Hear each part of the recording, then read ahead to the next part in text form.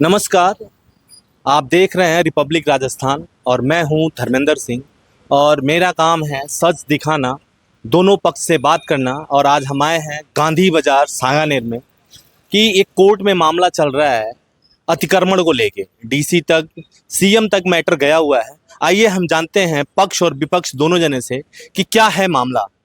आप इस जो दुकान के मालिक ऑनर हैं, क्या मामला चल रहा है इस पर? ये मामला ऐसा चल रहा है साहब कि पंचायत की टाइम का है। ये पंचायत की टाइम से ये मार्केट की जो बनाई हुई थी ना, तो उस टाइम पे यहाँ सबकी सूची बनाई गई थी और सूची में दर्जियों की भी सूची है और व्यापारियों की भी सूची है, पान वालों की भी सूची है, चाय वालों की भी सूची है। यानी जो जो धंधा करते थे उन सब की सूची बना के उनके लिए ही मार्केट बनाया गया। लेकिन कोर्ट में जो मामला चल रहा है, जो मेरे हाथ में पेपर आए हैं, उसमें एक मैटर ये है कि ये जो जमीन है ये गवर्नमेंट की है, तो गवर्नमेंट की जमीन खरीद फरोख्त नहीं हो सकती है। लेकिन जो उस पेपर में एक एग्रीमेंट है जो कि आप लोग 50,000 रुपए में परचेज किए हैं, क्या ये सही है? जी बिल्कुल सही है। तो ये परचेज आपने कब किया था? ये परचेज हमने सन मतलब 93 में किया था। 93 तो गवर्नमेंट की जमीन परचेज हो सकती है क्या? ऐसा कहीं लॉ में है तो नहीं? वो ऐसा है लॉ में कि हमारे को जब यहाँ इन दुकानों में हमारी जगह है तो वो हमको नहीं मिलके मारवाड़ियों के चक्कर में भाई हम शांति में रहे, भाई साहब दे दी जाएगी। तो हमको नगर निगम ने लिखित में दिए कि आप यहाँ बैठ जाओ, आपको दुकानें बना के दी जाएगी। जब से हम यहाँ बैठे हैं सन 62। लेकिन नगर निगम तो आपको हटाने के लिए, वो तो अतिक्रमण बता रहा है नगर निगम कि आपको हटाने का नोटिस भी जारी किया था, लेकिन आप लोगों ने अभी तक हटाया नहीं। इसको लेकर के आप आगे कहाँ गए थे, आगे किस कोर्ट में गए थे और किस कोर्ट में जाने वाले हैं? मतलब आप लीगली बैठे हैं कि इलीगल बैठे हैं आप यहाँ? हम तो लीगली बैठे हैं, हम तो शुरू से ही हैं, गवर्नमेंट ने बैठाया है, हम अपने आप मर्जी से नहीं बैठे। कोर्ट में भी ये फैसला दिया है कि ये अतिक्रमण नहीं है, ये कानूनन कब्जादारी है, लिखत है हमारे पास।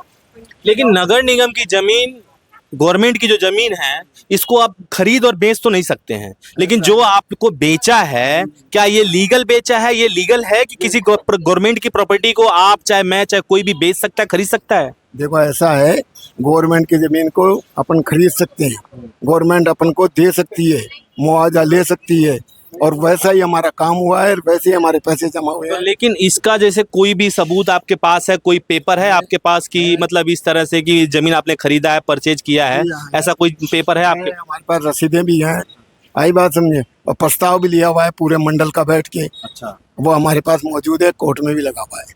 चलिए, ये हमारे साथ थे जो दूसरे पक्ष के हैं और इनका कहना है कि हमने ये जमीन परचेज किया है।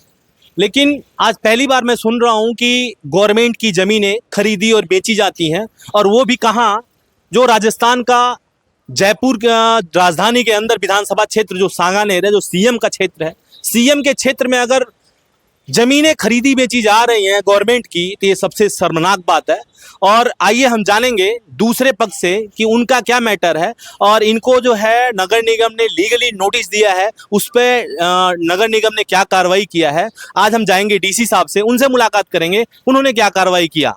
चलते हैं हम दूसरे पक्ष से जानते हैं।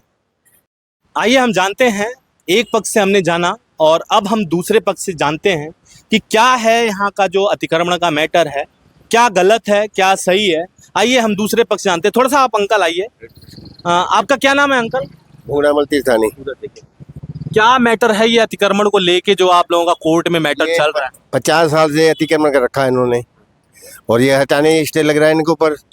ये रमजानी के ऊपर तो कोर्ट से आदेश हो गया, वो सुना ही नहीं है, डीसी कोई सुनता नहीं है, और इनको हटाया जाए, हम तो कहते हैं हटाया जाए। तो ये अतिक्रमण आज 50 साल से है, तो आज दिखा है आपको ये? नहीं, बहुत टाइम से दिख रहा है, आज क्यों दिख रहा है? फिर आप पहले क्यों नहीं जगे इस चीज को लेकर? कार्रवाई करी है, बहुत कार्रवाई लेकिन कार्रवाई हो नहीं रही है। आप क्या कहेंगे अंकल? हम यूँ कहते हैं इसको अनऑथराइज पोजीशन है, कई सालों से है।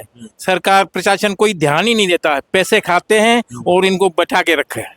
नगर पालिका इसके बंदी हुई किस्तें, किराएदार बैठाते लाखों रुपए ये कमाते हैं, सारे लाखों रुपए के कमाते हैं। ये तो कह रहे हैं कि हमारे पास जमीन की खरीदी हुई पेपर है, रसीदें हैं, सब कुछ। म्युनिसिपलिटी की दुकान है, लीगल कार्रवाई करें।